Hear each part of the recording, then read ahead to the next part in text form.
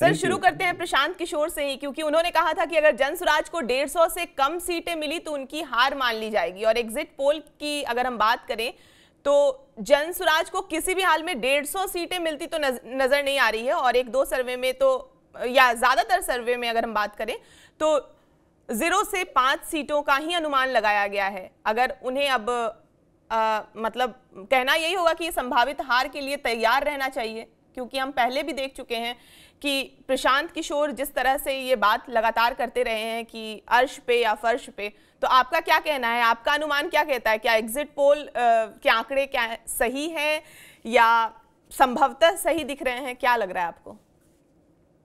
देखिए मैत्री जी, exit poll के आंकड़ों पर तो हम लोग भरोसा नहीं कर रहे हैं कि वो आंकड़े तो फर्जी हैं, उसका कोई मतलब नहीं है। लेकिन जहां तक प्रशांत किशोर की पार्टी का परफॉर्मेंस का सवाल है, जो हम लोग जमीन पर देख रहे हैं, 243 सीटों पर देख रहे हैं, वो यही है कि बहुत अच्छा उन्होंने नहीं किया। इसमें कोई मत नहीं है कि दो तीन चीजें हुई है।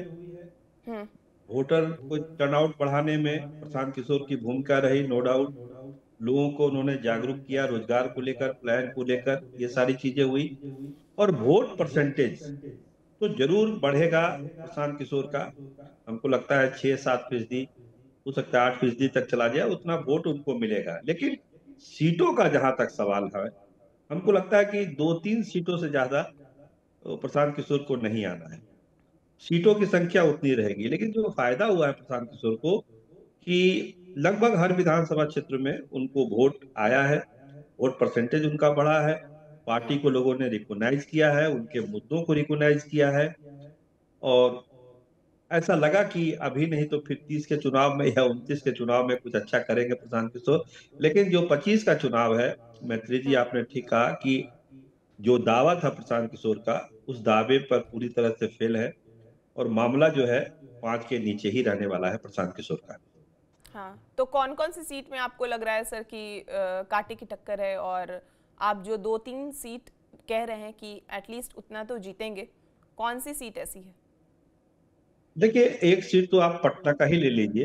दीघा एक सीट है पटना में, यहाँ से बिट्टू सिंह खड़े हैं जनसुराज से, और बीजेपी से संजीव चौरसिया हैं, जो पहले भी विधायक रहे हैं, और दिव्या गौतम माले से खड़ी हुई है। तो वो सीट पर हमको लग रहा है कि वहां पर अपर एज है जनसुराज पार्टी का, और वो सीट वो निकाल सकती है। क्योंकि जो वोटों की गोलबंदी हुई, जो राजपूत बिरादरी से आते हैं बिट्टू सिंह, वो वोट, बाकी जनता दल यूनाइटेड के कैडर ने भी वहां पर, मैक्सिमम कैडर ने जनसुराज को यानी बिट्टू सिंह को अपने व्यक्तिगत प्रभाव से वोट कर दिया। तो इन सब वोटों का उनको फायदा हुआ, और हमको लगता है कि वो सीट जो है वो निकाल सकते हैं।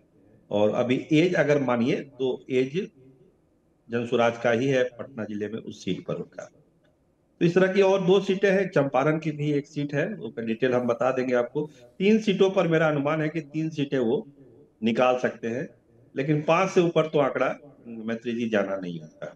रितेश पांडे, मनीष कश्यप जिनकी इतनी चर्चा हो रही थी, उनका क्या है? केसी सिन्हा की इतनी चर्चा हो रही थी, उनकी सीट का क्या है? देखिए, केसी सिन्हा ने बहुत अच्छा किया है, और हमको लगता है कि जो शायद वोटरों पर एक पैटर्न था बीजेपी का, वो पैटर्न टूटा है। तो जो 2-3 सीटों की चर्चा होती है, हमको ध्यान आ गया, उसमें एक वो सीट भी है, कुम्हरार वाली सीट भी है उनकी।